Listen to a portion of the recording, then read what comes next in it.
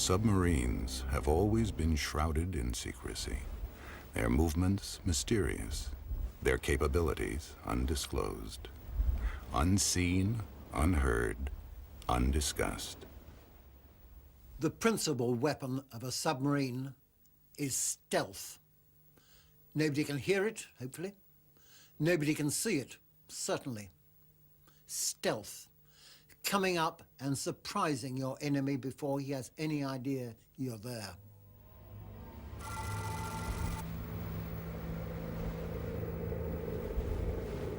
This is the USS Georgia, an Ohio-class ballistic missile nuclear submarine. It is submarines like this which defined the balance between the superpowers throughout the Cold War. That era may be over, but their purpose has not changed. The Georgia contains more explosive power than has ever been unleashed in all of history. More than 1,000 Hiroshimas in one steel hull. They call her a boomer. She is also the longest submarine in the world. But if the ocean were transparent, this is what you would see.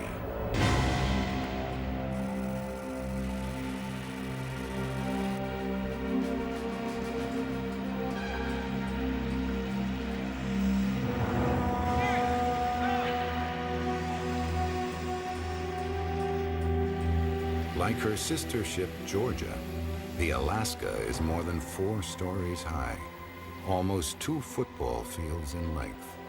And when she's submerged, she displaces more than 18,000 tons of water.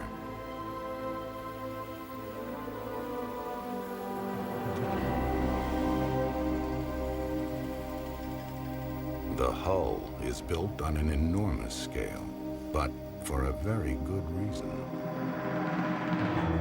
It's designed to hold 24 Trident ballistic missiles, each one 40 feet long and capable of carrying up to 14 independently targeted nuclear warheads.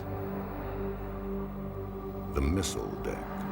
The crew call it Sherwood Forest.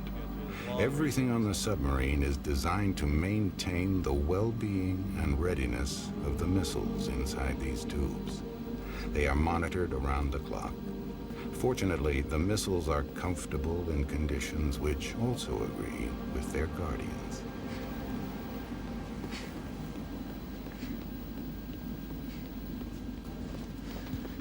Petty Officer Second Class James McCune is doing his daily run around Sherwood Forest. It's his way of keeping fit during a 3-month patrol while they are constantly submerged. 19 times around the tubes is 1 mile. 435 times a marathon.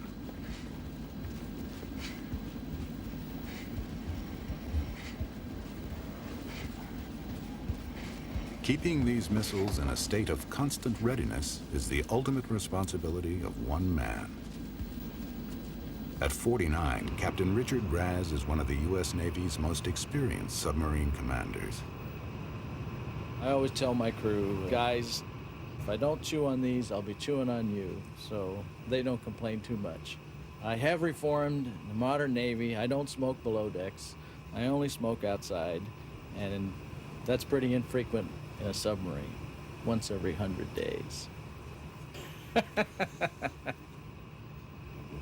purpose of a boomer is to provide strategic deterrence for the United States. My mission is actually quite simple. Be ready to launch these missiles when directed with little or no probability of anybody's interfering with that action. We do that by remaining undetected, at sea, covert, unlocated by anybody. The whereabouts of Captain Raz and the Georgia may be unknown, but they're certainly not alone out there. There's a similar submarine hiding in the ocean, and it's even bigger. Captain Andrei Zhiguliov drives the biggest submarine in the world.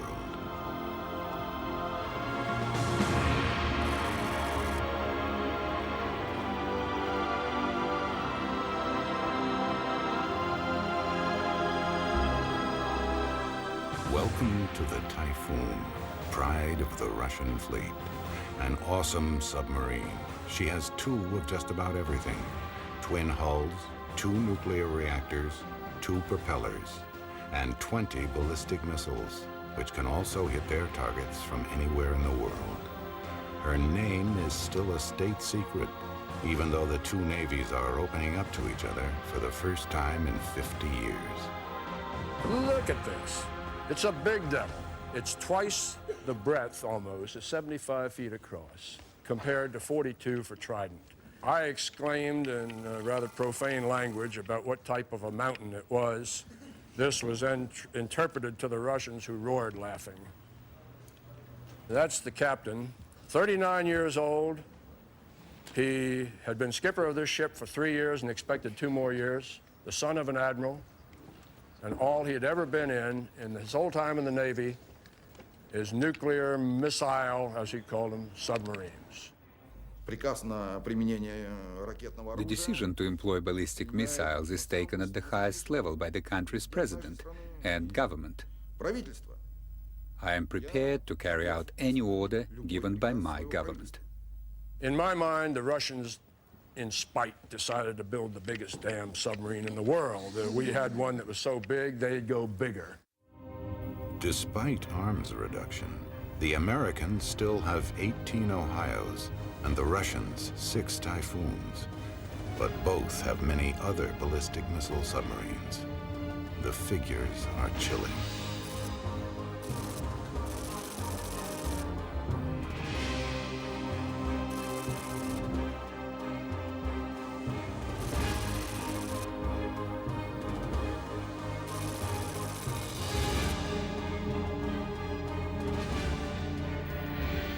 They call it mutually assured destruction.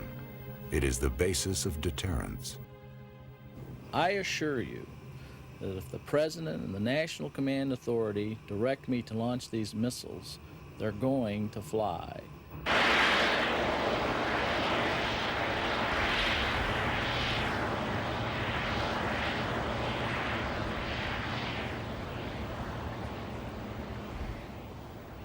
Once the Georgia submerges and goes on patrol, she will not surface again for up to 3 months. She will spend her time avoiding any contact, her precise whereabouts unknown, even to United States forces.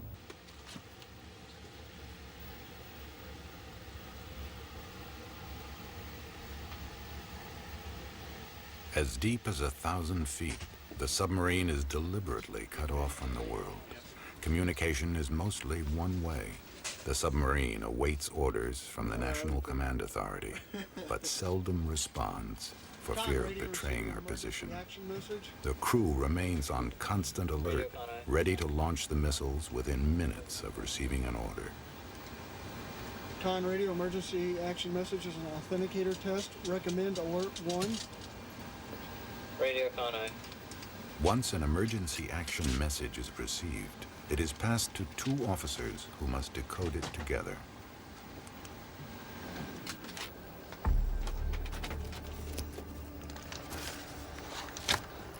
Alpha. Alpha. Alpha. To do so, they must get sealed codes from a safe within a safe. Only a few officers know the combination of each safe. No one knows both numbers, which are never committed to paper. Authentication required. Okay, we need to get the authenticator out of the safe.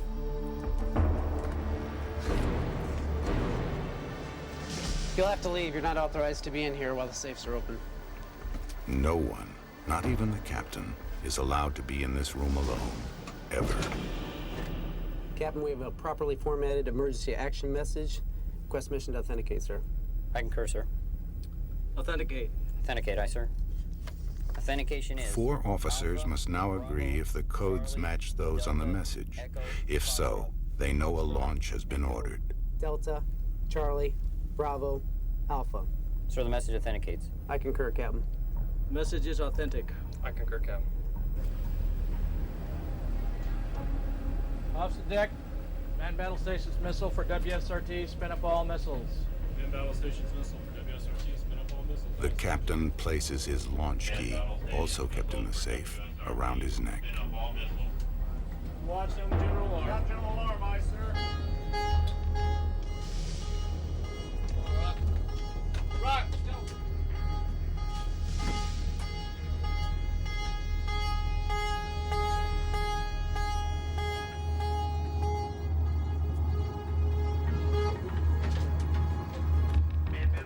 Missile, WSRT.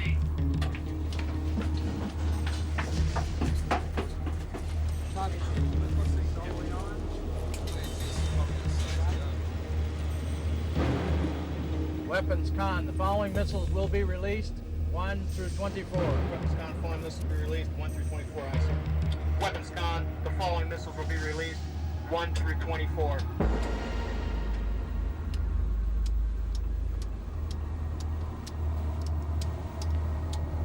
Set condition, 1 SQ for WSRT. Captain issues launch orders, which are repeated exactly by the executive officer.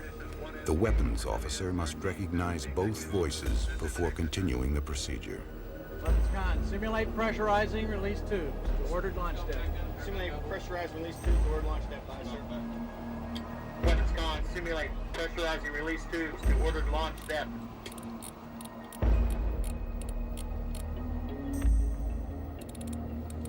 Simulate depressurizing 1 through 6, 13, 15 through 18. Order launch. Inside this safe is the nuclear weapons trigger, the final link in the launch circuit. Extend navigation flight control transmission checks completed satisfactory. Weapons con, aye. Transmission checks completed satisfactorily. Weapons nav, aye. Each step of the procedure is dictated strictly according to the launch manual. Nav con, aye. Weapon system condition 1 SQ. Very well. The captain inserts his key, giving the final signal to launch. Weapons con, you have permission to fire. Weapons con, you have permission to fire, aye, sir. Weapons con, you have permission to fire. When we're on patrol and we get messages in of an alert one, it's something that happens all the time. We get them all the time. You never know.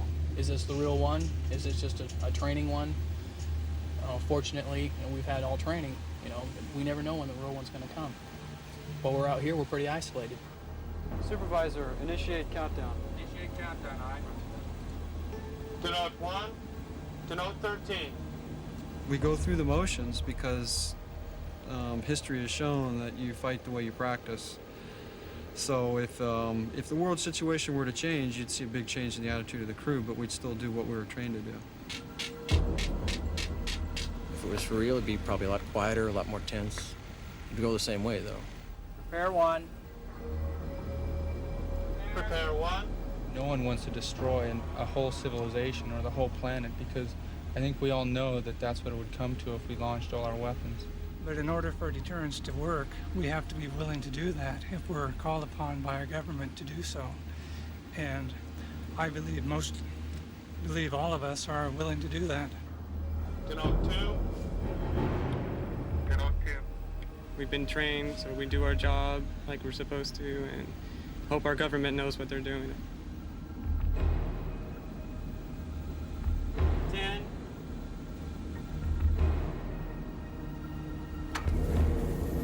One away. One away. If the firing trigger has been closed and the missile has started a launch, I cannot stop it, and it cannot be stopped en route to the target. Those missiles will arrive, and they will detonate. 13 away. Prepare 2. 2 away. 6-1 gag. Prepare 14. It's not like a movie like Dr. Strangelove where some computer's making a decision. All of the people involved with the handling of these weapons are carefully screened, carefully monitored, continuously evaluated for their performance, for their stability. And I have to tell you, at the first sign of a weakness, we remove that individual from their responsibilities for the weapons. We are not obligated to allow someone who's having a bad day to continue on. Even if the individual who was having a bad day was the captain, I cannot get to a missile alone. I cannot even get to my launch key alone. My superiors, my executive officer, my weapons officer, my whole crew would know that something is wrong. They all have to participate in the sequence to launch. I can't do it alone. 13 away. Today, the submarine is linked with nuclear deterrence. But long before nuclear weapons, the submarine itself was a deterrent. Like a shark, you don't have to see it to believe it might be there. This doesn't look much like a submarine, but in fact, well over 2 centuries ago, it was able to make the very first submarine attack. It was called the Turtle and was used to strike at the British fleet during the War of Independence. It was primitive and dangerous, but its inventor was on the right track. There was a valve here for flooding the main ballast tank under us with water and diving the boat. There was a pump here for pumping the ballast tank out again and letting it come up. The propulsion was by the pilot, a one-man boat, of course. The pilot sat and pedaled these pedals here, which in turn rotated the propeller. Quaint as it might appear, the Turtle was designed to sink a ship. And for that, it had an extraordinary weapon system connected to this pointed screw, or auger. You see a sort of pointed thing at the top, like a screw, and the idea was to get under the ship he was attacking and drive home this auger. He had a lot of work to do, into the wooden hull above, because of course they were wooden ships in those days, and to that auger was attached a delayed action mine.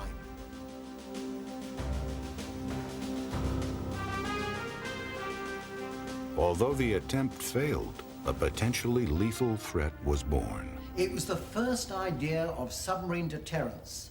That is, that a very small, underwater, covert threat could scare the pants off a very much more powerful fleet. The idea of traveling underwater has always been associated with deviousness and stealth. Even Leonardo da Vinci is said to have refused to commit plans for a submersible craft to paper because of the evil nature of men who practice assassination at the bottom of the sea. Small wonder that early pioneers had to combat the belief that undersea warfare was immoral and reprehensible. Way back in 1898, John Philip Holland, the father of all modern submarines, was attacked by Dame Clara Barton, the founder of the American Red Cross, when she saw around his little submarine. And she said, "Mr. Holland, you created the most dreadful weapon of war," and went on to say how ashamed he should be of himself. And he said, "Madam, on the contrary, I have created the device whereby war may be prevented." Today he would have said deterred. With idealistic names like Protector and Peacemaker, inventors tried to improve the submarine's image. But in 2 world wars, it was to prove a far more effective assassin than Peacemaker. Propulsion was no longer by pedals, pumps, or in one case, rubber bands. As Jules Verne had predicted with his mythical Nautilus, electricity was the key. It was stored in batteries for use when submerged, but the early engines which generated it were clumsy and dangerous. What was to transform the submarine into such a potent hunter-killer was the reliability of the diesel engine. We're in the engine room with these 2 gigantic diesels. Here are the starting controls and speed controls. And you can only run these diesels on the surface or snorkeling because they use a lot of air. And where you and I are standing now, we'd be in a howling gale if we were running these gigantic rock crushers, as they're called. You can see why. They look pretty crude, but they're rugged. And they can be mended at sea. We had to do our own repairs. There's no garage to stop in if you're 5,000 miles from home. And you have to be very quick on shutting these engines down if and when you dive. You've got perhaps a couple of seconds, no more, to shut these valves, otherwise water comes back in, and that's very bad news to the engines themselves. Very noisy engines. They made me deaf anyway. I can't hear a thing above 1,000 hertz. But when you're dived, you have to go to main motors supplied by the battery. That doesn't use any air. So you go to main motors. These look very crude controls by comparison with a modern press-button affair, but they're solid. You know exactly what's going to happen, and they're not going to jump out under a depth charge attack.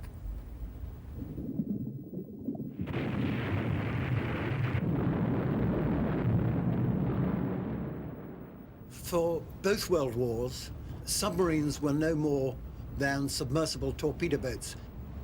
Let's compare those diesel-electric submarines with whales. Now, we all know that whales have to come up to breathe and also to vent their fouling. Now, a nuclear submarine is not a whale at all. It's not a mammal. It's a true shark.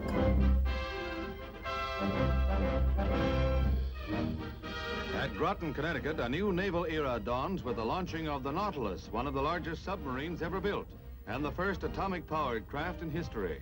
It may well initiate a revolution in naval warfare. Mrs. Eisenhower christens it with a valiant blow. The nuclear submarine was a technological revolution. Greater mobility was the perfect weapon in an uncertain world. Fear and suspicion dominated east and west. Each side convinced the other was plotting its destruction. Nautilus heralds a new era of the atomic age. I'm no communist, and I'll tell you that right now. I believe a man should own his own house and car and cow. I like this private ownership, and I want to be left alone. Let the government run its business, and let me run my own. Fear of the bomb led to hysterical propaganda. Be ready every day, all the time, to do the right thing if the atomic bomb explodes. Duck and cover. That's the first thing to do. Duck and cover. First, you duck.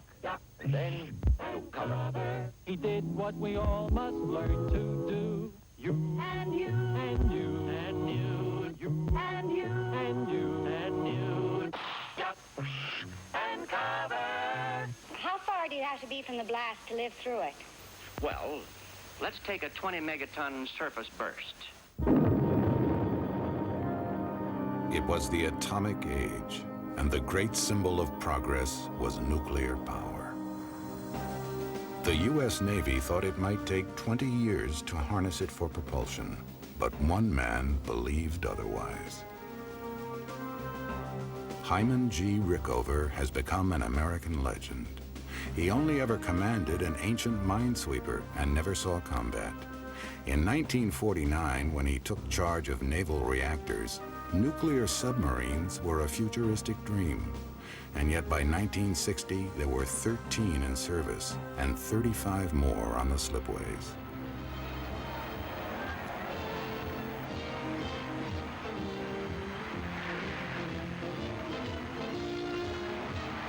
A speedster which will command a submerged 50 miles per hour, making it necessary for her crew to wear life belts during her... The magnificent agility performance of that submarine, where you could almost fly in, it's what it was like, under aircraft carriers, match their speeds, or operate on the flank of a task force, picking the time and the place for your attack. You say to the crew, well, we'll wait till after the movie's over. USS Triton, the world's largest nuclear submarine. As well as speed and agility, nuclear power gave the submarine unheard of endurance. Captain Beach, who skippered the Triton on a course matching... The Triton was a brand new submarine. She had never been to sea. This was the shakedown cruise, and it was the shakedown cruise to end all shakedown cruises. And so, I felt we had really accomplished something. We'd shown that the nuclear submarine could do anything. It's Nautilus Day in New York, and the submariners who conquered the Arctic are cheered to the echo in their progress along the city's traditional route of heroes. Rickover won public and political support for his achievements, but his contempt for bureaucracy led him into constant conflict with the Navy. Admiral Arleigh Burke probably described the situation best with regard to Admiral Rickover. He said that the Navy could certainly only afford one anarchist at a time. Admiral Rickover was a gentleman who took no guidance from any Navy chief, no civilian Secretary of the Navy, no Secretary of Defense, and no president. But his ruthless pursuit of excellence in what he saw as a mediocre world also left him isolated and loathed. I think he did it because of his personality, and that was the only way he could get the results that he wanted. But everybody who knew him hated him. Everybody was scared to death of him, and when he laid out an order, you did it, because if you didn't, you got canned. And I mean it. He was very tough. For 3 decades, Rickover personally interviewed and approved every nuclear officer. For each one, it was an unforgettable event. I had talked to many of the young lieutenants who were being interviewed by Rickover, and so I was perhaps more prepared for the obscenity than most. It was a day-long interview during which I was thrown out of his office on at least 4 occasions for insolence or other answers that did not please him. The trouble with you is you want easy answers, but you don't know the proper questions. Why didn't you think about it at the time and start something? Well, unfortunately, the time that you started in nuclear power in 1946, I was being born. So I admit that I'm coming to the issue late, all right? But well, it's you're the no rising generation. Argument with every answer, sarcasm in great quantities, an effort to degrade, to humiliate, to anger. And only Jesus Christ can do all of them. I can't. At the end of the interview, Admiral Rickover said, "Now, what are you going to say when you get back to your office?" And I said, "I'm going to say this was the most fascinating experience of my life." And he said, "Now you're being a greasy aide. Get out of here." Rickover's influence is still felt in every corner of the U.S. nuclear navy. Few dispute his engineering and safety standards, but some believe Rickover's dream was achieved at considerable cost. Admiral Rickover was the right man in the early years. I think that the Navy and individuals in the Navy paid a fearsome price in later years, and there are many broken careers as a result of Admiral Rickover's dictatorial policies.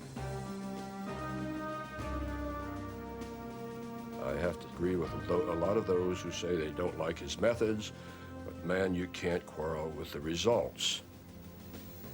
10 years after Rickover's regime ended, nuclear submarines are still commanded by men he selected. And the Admiral slammed his hand down on the desk and he said, "Answer the question." And I said, "Yes, sir. I'm ready to go earn my living." And he said, "Get out of here." Quiet and control. 4 eyes on the Fairwater planes. 3 up. 100 feet, sir. Here I am, 20 years later, driving a nuclear-powered ship.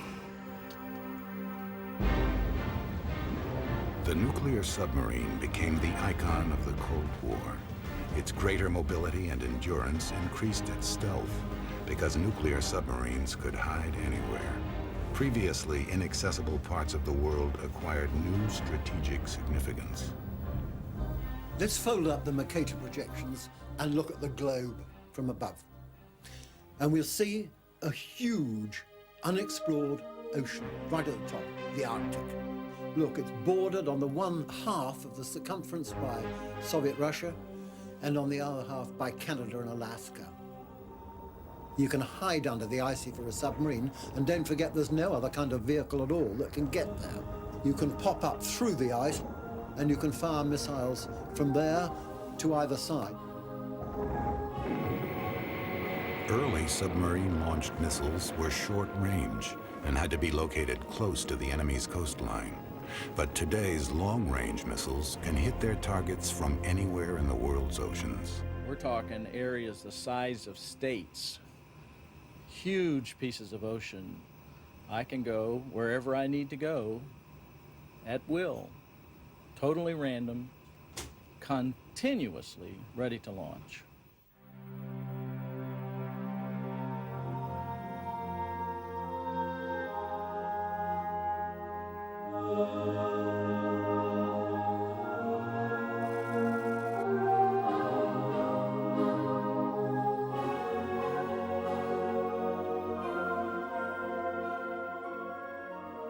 Out of the 10 submarine Trident force in Bangor, Washington, we would have 7 of them out on alert at a time. And on every one of those 7 submarines, I have one missile, which would have 3 of its warheads saying Moscow, Kiev, Leningrad. That's for starters, but that's on every one of the 7. The one in the North Atlantic, the one in the South Pacific, the one in the Indian Ocean, the one in the Gulf of California, the Great Lakes, wherever we want them. And in case you think you can do the job of surveillance detection to trigger destruction of submarines with IR, infrared, or laser, it'll be the one under the pole, too.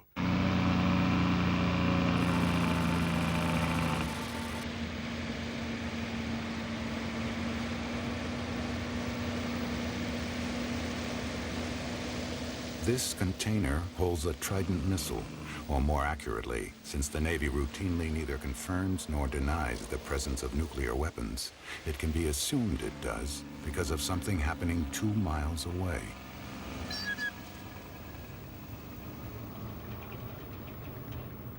The Georgia is approaching the explosive handling wharf, where missiles and torpedoes are loaded. But it's the convoy of heavily armed Marines that gives the best clue to the truck's load. When nuclear weapons are on the move, absolutely nothing is left to chance. This is the first move in the game. The players are scattered throughout the oceans of the world. The game is hide and seek, but it's a deadly version. When he submerges, Captain Shgulyov will look for a quiet corner of the ocean to park his Typhoon and hide. But from what? No missile can find him since his whereabouts are unpredictable. No satellite can see him. No laser yet invented can detect him. He is effectively invisible, except to another submarine. This is the USS Topeka. She's a Los Angeles-class fast attack submarine, a state-of-the-art hunter-killer. Unlike the hunter-killers of World War II, her principal targets are not on the surface. One of her jobs is to seek out enemy submarines like Captain Shgulyov's Typhoon, and in wartime, destroy them. In the meantime, it's a secret war. There has indeed been a secret war. Russians versus the West, West versus the Russians. The problem is this. Submarines can't be seen, we all know that. The only way you can detect them is to listen for them. To listen for them with huge ears built into the submarine itself. Leonardo da Vinci once wrote, "If you place the head of a long tube in the water and the other extremity to your ear, you will hear a ship at a great distance from you." In the Second World War, submarines were detected by bouncing sound waves off them. This is the principle of active sonar, but with it goes the risk of revealing your own position. Today, silent listening is the key. Passive sonar.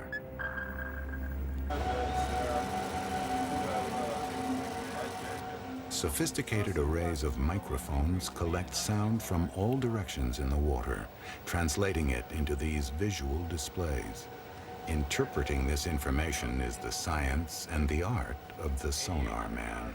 Now, there's many things in the ocean, and if a submarine is looking for its counterpart, it's got to pick it out from every other kind of sound in the ocean. Now, there's the noise that whales make, burping. There's a noise that sharks make, slithering through the sea and flicking their tails. There's the noise that shrimps make, making love. Snap, crackle, and pop, as a matter of fact, it sounds like.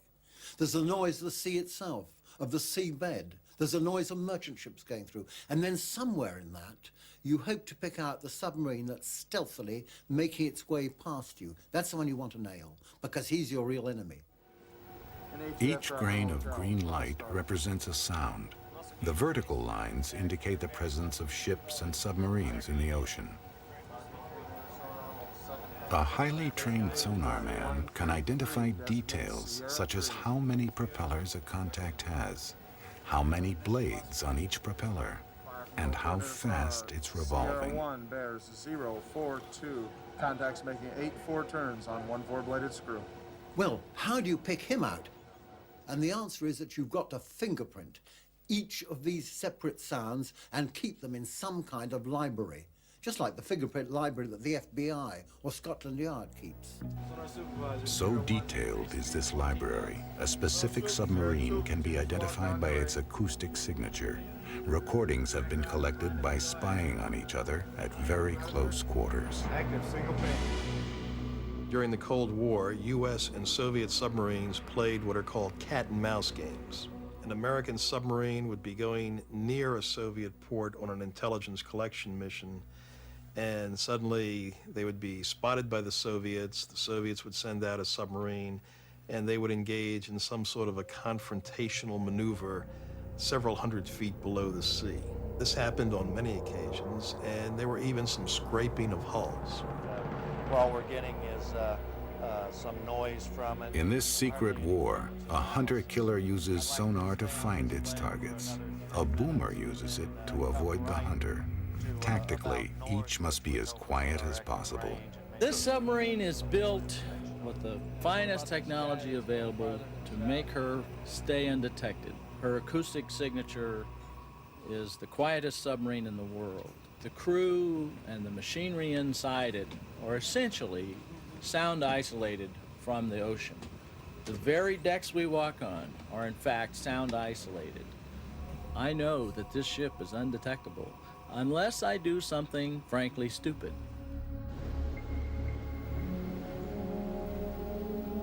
But when leaving port, any submarine is detectable by satellite, by underwater detection systems, and by hostile submarines lying in wait. The game of tag starts here, and to get the edge on your opponent, you have to find his blind spot. Only hears? Not if we stay in his baffles, Seaman Beaumont. Not if we stay in his baffles. Come in behind his propeller and he's deaf as a post. It is now second nature for any submarine commander to look over his shoulder. Each side has its own tactics to check if they're being followed. Now, the way the Soviets chose to do this was to turn around and go back at high speed. Hence the expression Crazy Ivan, because if there was somebody behind them, the first thing the person behind them knew was that this submarine was racing back down the line at them. He turned on us when we weren't suspecting at one time, but we didn't come anywhere near colliding. Brought us a little closer than we wanted to be. Possible aspect change on target. Sonar con eye. Current possible target sig based on bearing rates. Consonar, Crazy Ivan! You're playing a game a lot when you're out there. It's a serious game. He comes at you and you're heading at him, and who's going to turn first? And these incidents have led to real casualties and loss of life, according to reports in the Chicago Tribune. The Tautog had been trailing the Soviet missile sub for some hours when the Soviet sub pulled a Crazy Ivan, came hurtling back toward the Tautog at a fairly decent speed, 12 knots or so, we think. The Tautog, for whatever reason, didn't get deep enough. The underside of the Soviet sub smashed into the Tautog's sail. The Tautog got knocked on its side. Crew members who were sleeping got dumped out of their bunks. Lockers all opened in the kitchen. Jars of cherries splattered all over the place. Tools were popping out of lockers. In the sonar shack, the operators were listening. At some point, picked up the sound that one Navy veteran described to us as being like popping of popcorn. And our people interpreted that as the sound of the Soviet submarine breaking up as it got into the great depths in the ocean there. The Navy will neither confirm nor deny this report, and in the tradition of the Silent Service, refuses to discuss such issues. I, first wouldn't talk about any encounters that I've had that are classified, and I'd like to shoot anybody who would. What they doing? Bring it in!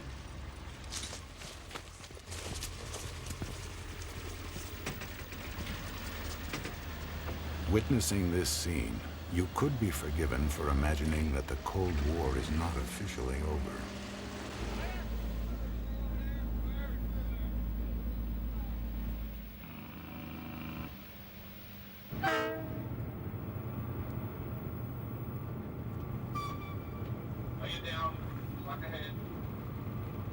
But the so-called evil empire has disintegrated.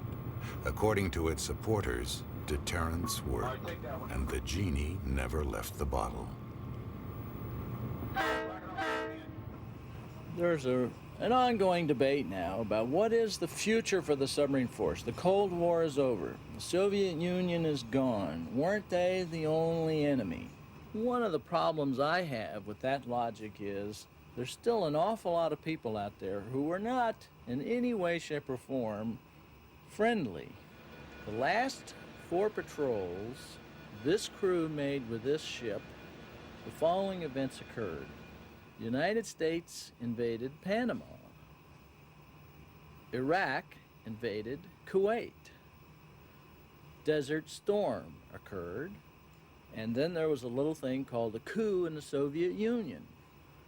Now, none of those events was very well predicted by the opposition.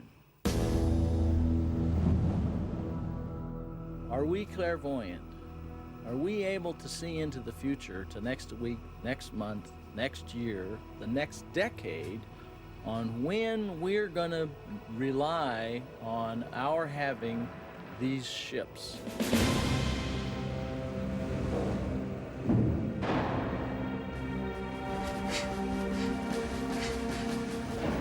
Are these warheads still labeled Moscow, Leningrad, and Kiev? For their part, the Russians have announced that they are no longer targeting U.S. cities.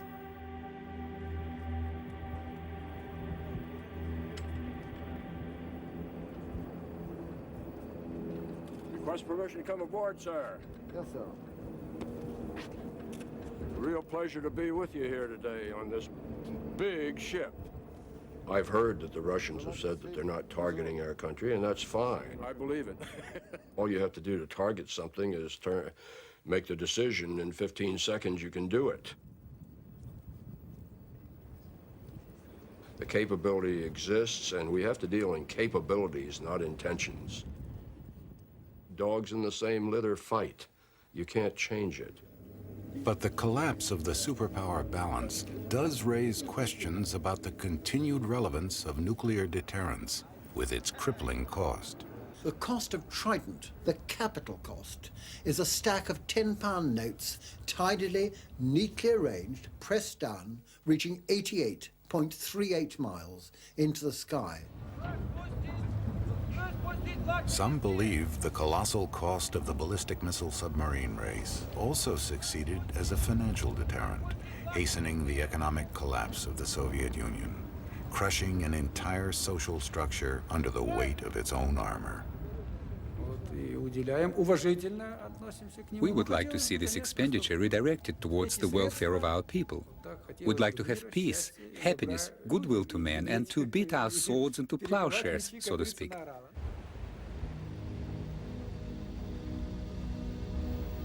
When the Turtle was peddled out into New York Harbor, its inventor could hardly have imagined that the principle he was demonstrating would one day have the capacity to destroy the entire planet.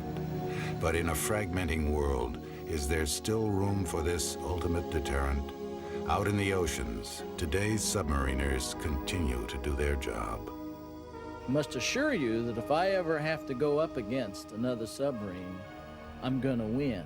And I'm going to win because I have the best ship and I have the best crew and I know how to fight a submarine. I've been trained that my whole adult life. I'm really good at it. Diving officer, surf the ship using high-pressure air. Surface, surface, surface.